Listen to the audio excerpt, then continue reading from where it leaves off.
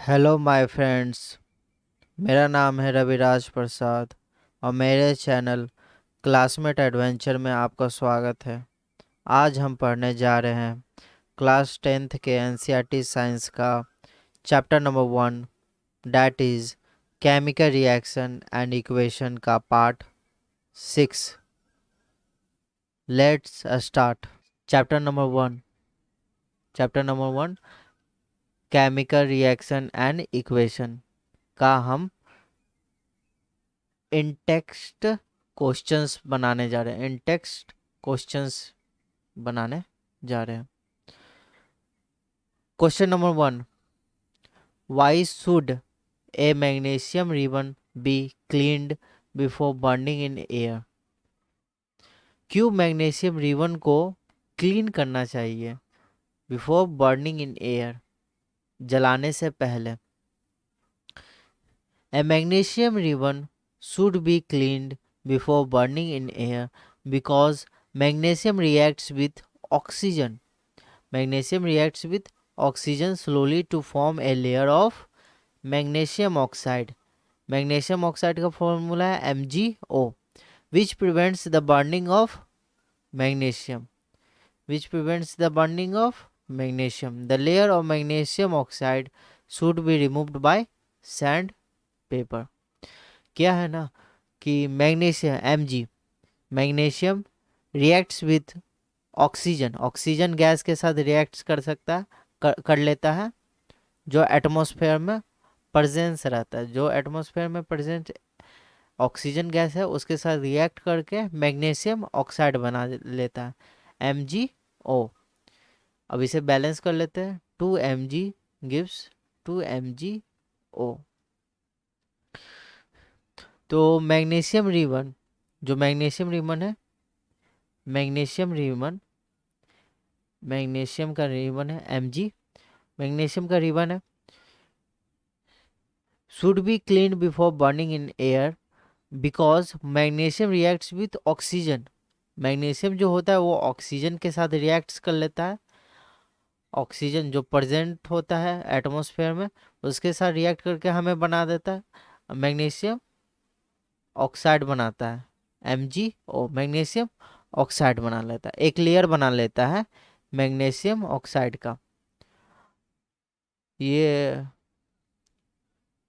जो मैग्नीशियम को जलने से रोकता है, जो मैग्नीशियम को क्या है जलने से रोकता है, जो मैग्नीशियम को जलने से रोकता है, which prevents the magnesium from burning. इसलिए इसको सैंड पेपर से हम लोग क्या है हटा देते हैं, सैंड पेपर से हम लोग रिमूव कर देते हैं, रगड़ के इसको सैंड पेपर से रिमूव कर देते हैं। और जब रिमूव कर देते हैं मैग्नीशियम ऑक्साइड को फ्रॉम मैग्नीशियम रिबन से, तो अब मैग्नीशियम ऑक्सीजन के साथ रिएक्ट करके मतलब ऑक्सीजन की प्रेजेंस में जल के हमें मैग्नीशियम ऑक्साइड देता है और एक ब्राइट वाइट लाइट भी देता है। जब हम मैग्नीशियम को ऑक्सीजन के प्रेजेंस में जलाएंगे तो मैग्नीशियम ऑक्साइड देगा और ब्राइट वाइट लाइट भी देगा। मैग्नीशियम ऑक्साइड उस समय क्या रहेगा, ऐश के रूप में रहेगा, राख के रूप में रहेगा, ठीक ना, एक ब्राइट वाइट लाइट देगा। इसलिए मैग्नीशियम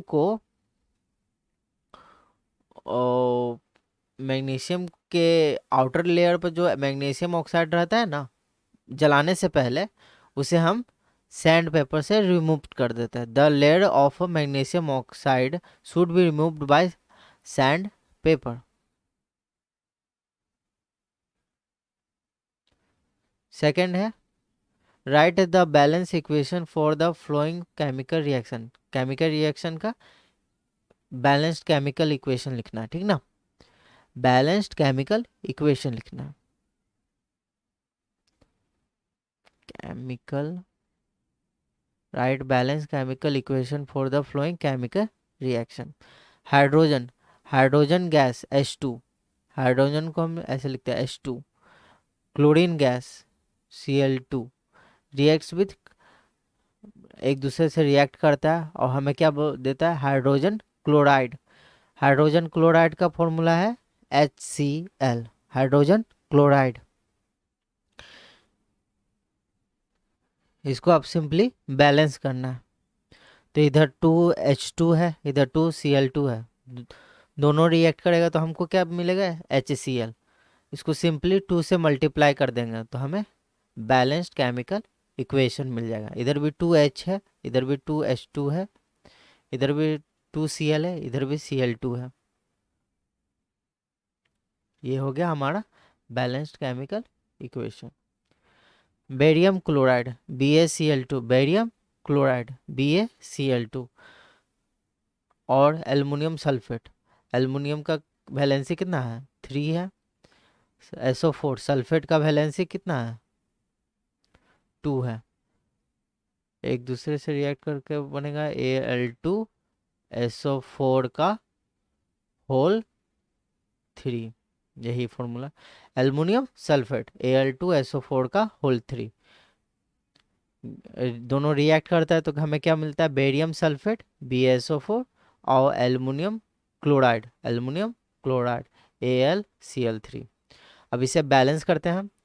इधर SO4 कितना है, 3 है, इधर SO4 कितना है, 1 है, तो इसको 3 से मल्टीप्लाई कर देंगे तो इधर Ba, तो इधर भी SO4 3 हो जाएगा, इधर भी SO4 3 हो गया, मगर इधर Ba 3 हो गया, तो इधर भी Ba को हम 3 से मल्टीप्लाई कर देंगे तो यहाँ पे Ba भी 3 हो गया, इधर भी Ba 3 हो गया, मगर इधर Cl2 कितना हो गया, 6 हो गया।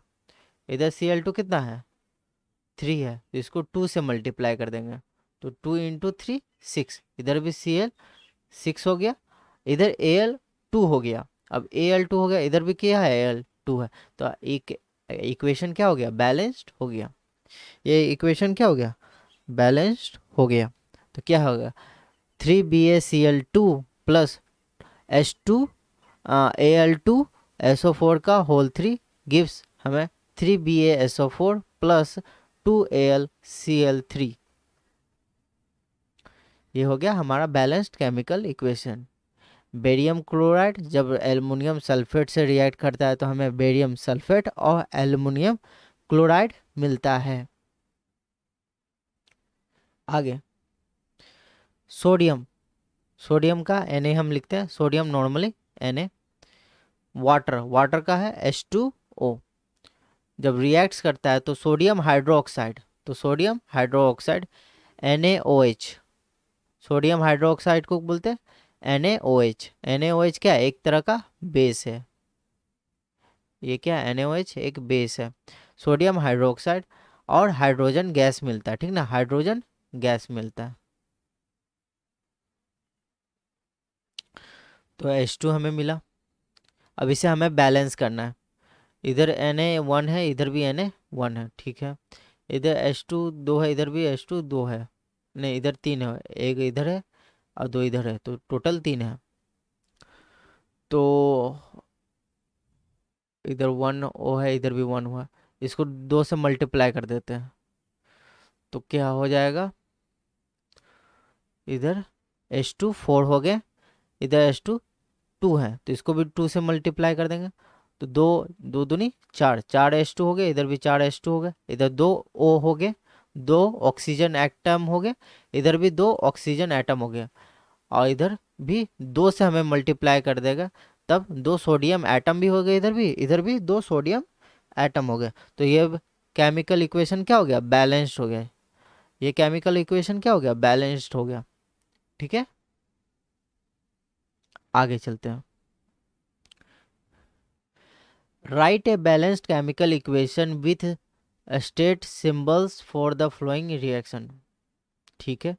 अब उसका फिजिकल स्टेट हमको बताना है कि गैस में है, लिक्विड में है, किस स्टेट में है, ठीक ना, एक्वस में फॉर्म में है, किस फॉर्म में। Solution of barium chloride and sodium sulfate in water reacts to give insoluble barium sulfate and the solution of sodium chloride.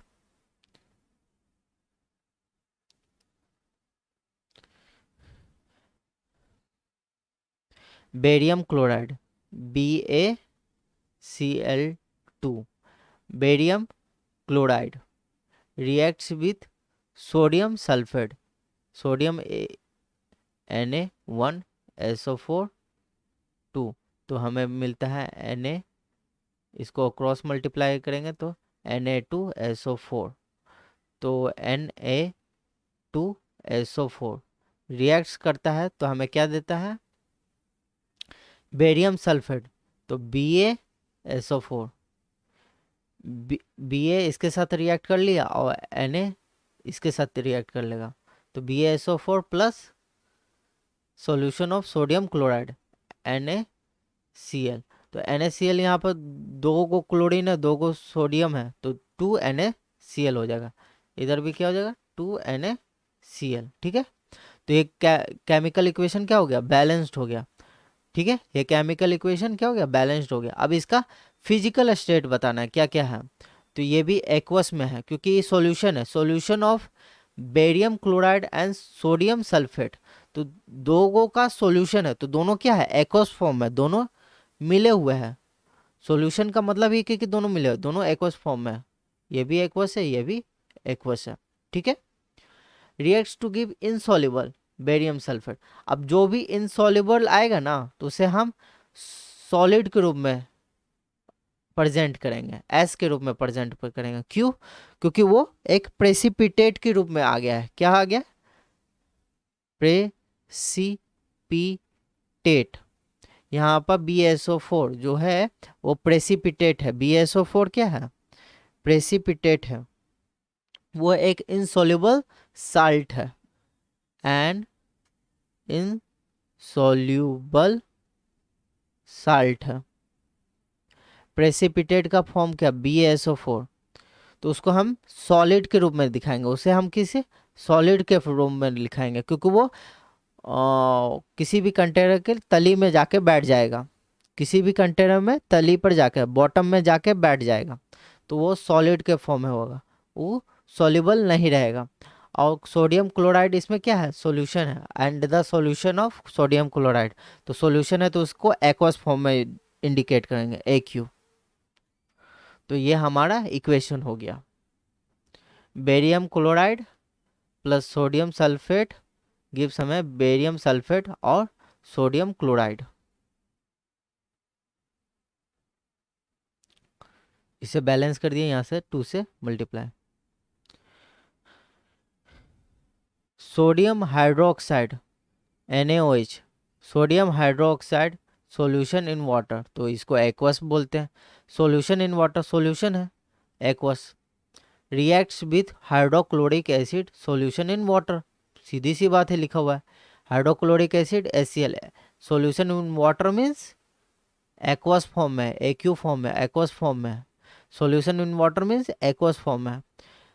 To produce sodium chloride solution, sodium chloride solution है, तो ये भी क्या है, एक्वस फॉर्म में, and water, water को हम यहाँ पर लिक्विड में लिखेंगे क्योंकि वाटर क्या है, एक लिक्विड है, L लिक्विड है, इसे एक्वस फॉर्म में नहीं है। सोडियम हाइड्रोक्स का हाइड्रोक्साइड एक्वस फॉर्म है क्योंकि ये वाटर में मिला हुआ है, तो इसलिए AQ यहाँ पर लिखे, वाटर खुद एक लिक्विड है। तो ये हमारा इक्वेशन है, ये पहले से ही बैलेंस्ड है, इसे हमें बैलेंस करने की जरूरत नहीं है। इधर 2 H है, इधर भी H2 है, इधर Na, इधर 1 सोडियम एटम है, इधर भी 1 सोडियम एटम है, इधर भी 1 क्लोरीन एटम है, इधर भी 1 क्लोरीन एटम है, और इधर भी 1 ऑक्सीजन एटम है, इधर भी 1 ऑक्सीजन एटम है। तो ये केमिकल इक्वेशन बैलेंस्ड है, इसे बैलेंस करने की जरूरत नहीं है। Fourth, a solution of a substance X, a solution of a substance X, कोई भी एक substance X है, is used for white washing, white washing के लिए used हो रहा है, तो हमें substance X एंड उसका फॉर्मूला बताना है। तो वो फॉर्मूला है, वो सब्सटेंस है quick lime. Quick lime, calcium oxide, calcium oxide है वो, क्या है, calcium oxide, CaO, calcium oxide है, जो वाइट वॉशिंग के लिए यूज होता है। कैल्शियम ऑक्साइड जब वाटर के साथ रिएक्ट करता है तो हमें कैल्शियम हाइड्रोक्साइड मिलता है, जिसका हम यूज करते हैं वाइट वॉशिंग के लिए, मतलब दीवालों के पेंटिंग के लिए हम यूज करते हैं।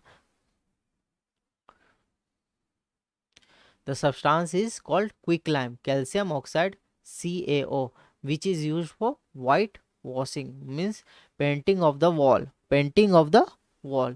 Right the reaction of the substance, मतलब कैल्शियम ऑक्साइड का, CaO, कैल्शियम ऑक्साइड का रिएक्शन विथ वाटर, वाटर के साथ क्या रिएक्शन होगा, तो सिंपली है, calcium oxide reacts with water to give calcium hydroxide, calcium calcium hydro oxide, calcium reacts with water to give calcium hydroxide, जिसे हम सेलेक्ट लाइम भी बोलते हैं, जिसे हम सेलेक्ट लाइम भी बोलते हैं, SLAKED, select lime.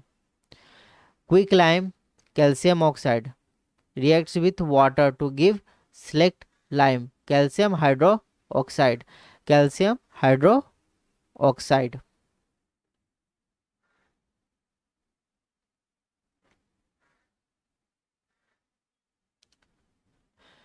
Fifth, why does the color of copper sulfate, CuSO4, copper sulfate solution change when an iron nail is dipped in it? Copper sulfate solution is blue in color, but when an iron nail is dipped in it, its blue color changes. This happens due to the displacement reaction. In this reaction, iron Fe is more reactive than copper. हमें पता है कि iron क्या है, more reactive than copper, and displaces it from its compound to form green colored iron sulfate solution, FeSO4, and copper metal displace हो जाता है। और कॉपर मेटल क्या हो जाता है, डिस्प्लेस हो जाता है।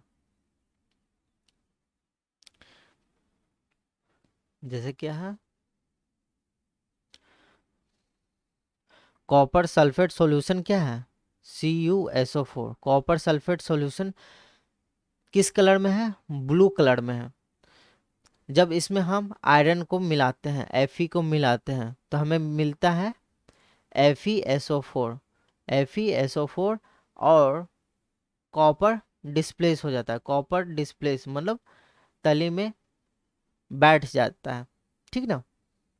और ये FeSO4 का कलर क्या हो जाता है, ग्रीन कलर का हो जाता है।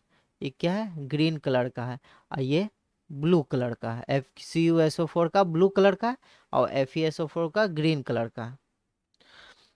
तो इस रिएक्शन को हम क्या बोलते हैं, डिस्प्लेसमेंट रिएक्शन बोलते हैं। इस रिएक्शन को क्या बोलते हैं, डिस्प्लेसमेंट रिएक्शन कहते हैं।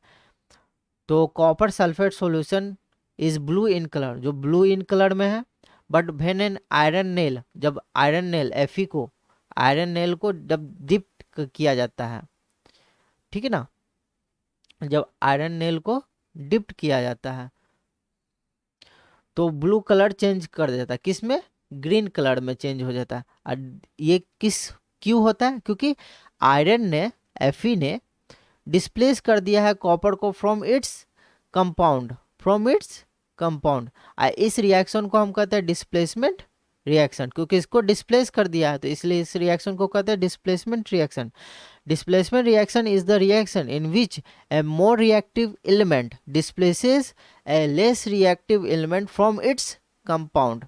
Displacement reaction क्या होता है, the reaction in which a more reactive element, जिसमें एक more reactive element क्या है, आयरन है, displaces a less reactive element, जो है copper, from its compound, displaces from its compound. In this reaction, iron is more reactive than copper and displaces it from its compound to form green colored compound. Iron sulphate solution FeSO4 and copper metal. ठीक है, ये उसका chemical equation है। यहाँ पर भी लिखा हुआ है वही चीज, Fe है जो सॉलिड फॉर्म में है, CuSO4 क्या है, एक्वस फॉर्म में है, सॉल्यूशन फॉर्म में है। ठीक ना, फिर FeSO4 सॉल्यूशन बन गया, सॉल्यूशन बन गया, और कॉपर सॉलिड फॉर्म में निकल गया, और कॉपर क्या सॉलिड फॉर्म में निकल गया, तली पर बैठ गया। ठीक है, तो इस रिएक्शन को क्या बोलते हैं, डिस्प्लेसमेंट रिएक्शन बोलते हैं। Give an example of double displacement reaction other than one given in the activity 1.10। एक डबल डिस्प्लेसमेंट रिएक्शन का हमें एग्जांपल देना। यहाँ पर देखिए, एक मिनट थोड़ा पीछे चलते हैं, थोड़ा सा पीछे। जो ये बेरियम क्लोराइड और सोडियम सल्फेट रिएक्ट कर रहा है, जिसमें बेरियम सल्फेट बना रहा है और सोडियम क्लोराइड बना रहा है, तो ये क्या है, डबल डिस्प्लेसमेंट रिएक्शन का एग्जांपल है।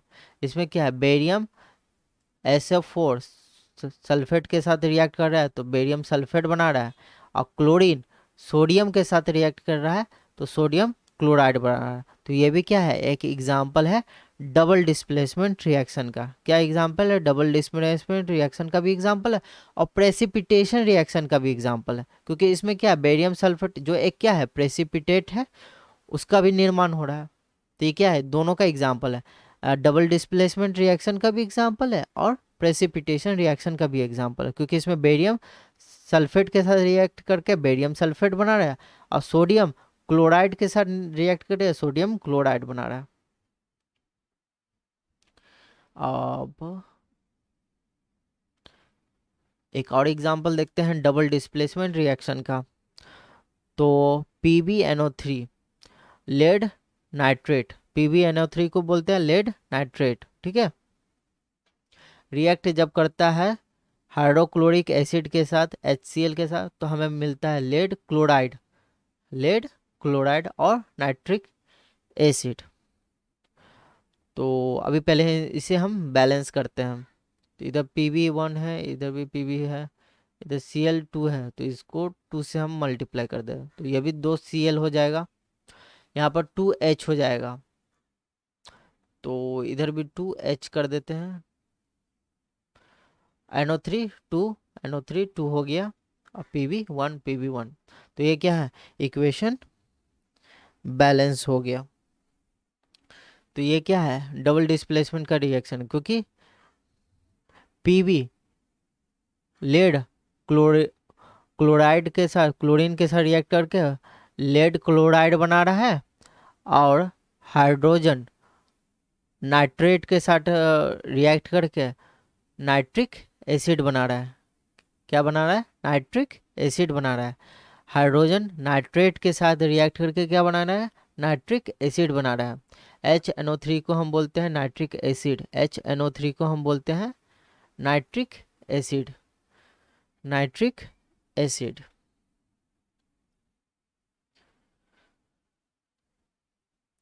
तो ये एग्जाम्पल है डबल डिस्प्लेसमेंट रिएक्शन का, एक एग्जाम्पल है।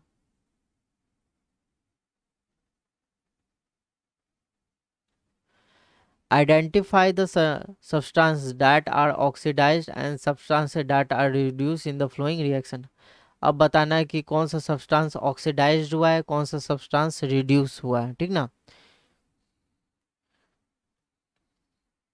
रेडॉक्स रिएक्शन है, redox reaction.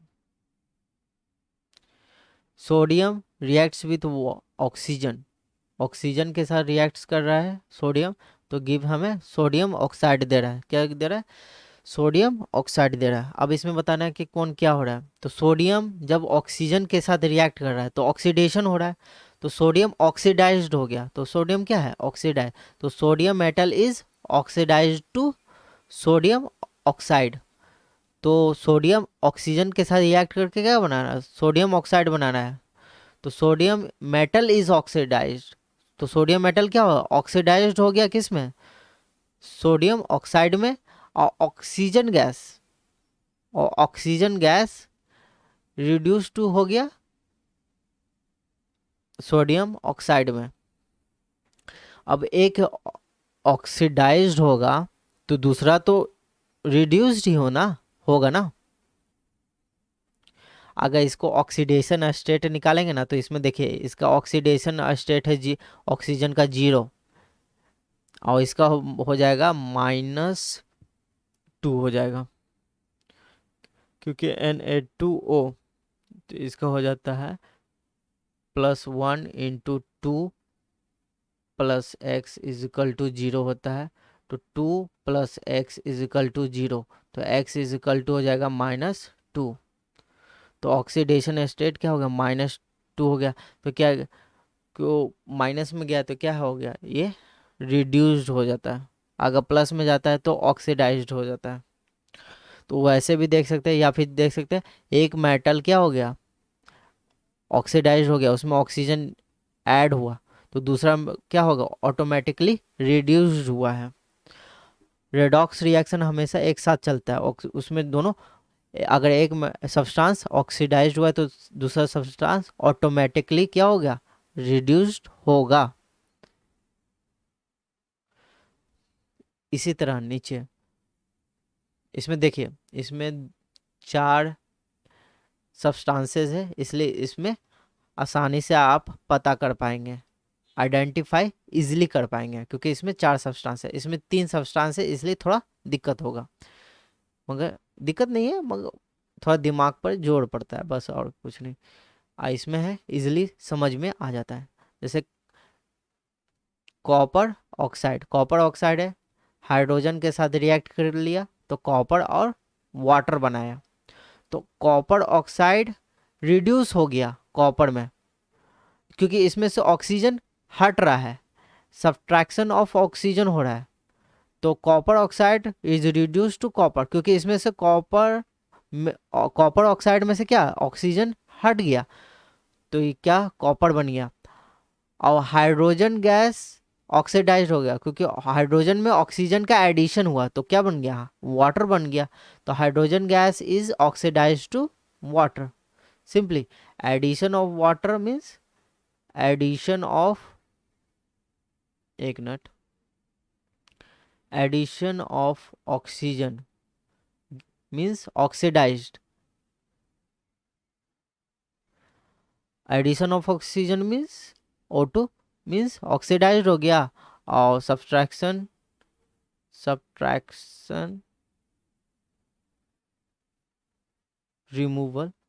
Removal of oxygen क्या होगा ये हो गया हमारा रिड्यूस्ड। अगर ऑक्सीजन को रिमूव करेंगे तो रिड्यूस्ड होगा और ऑक्सीजन को ऐड करेंगे तो ऑक्सीडाइज्ड हो गया। तो कॉपर ऑक्साइड कॉपर में बना मतलब कॉपर ऑक्साइड में से ऑक्सीजन हट गया, रिमूवल ऑफ ऑक्सीजन हो गया तो क्या हो गया ये क्या हो गया copper oxide is reduce to copper.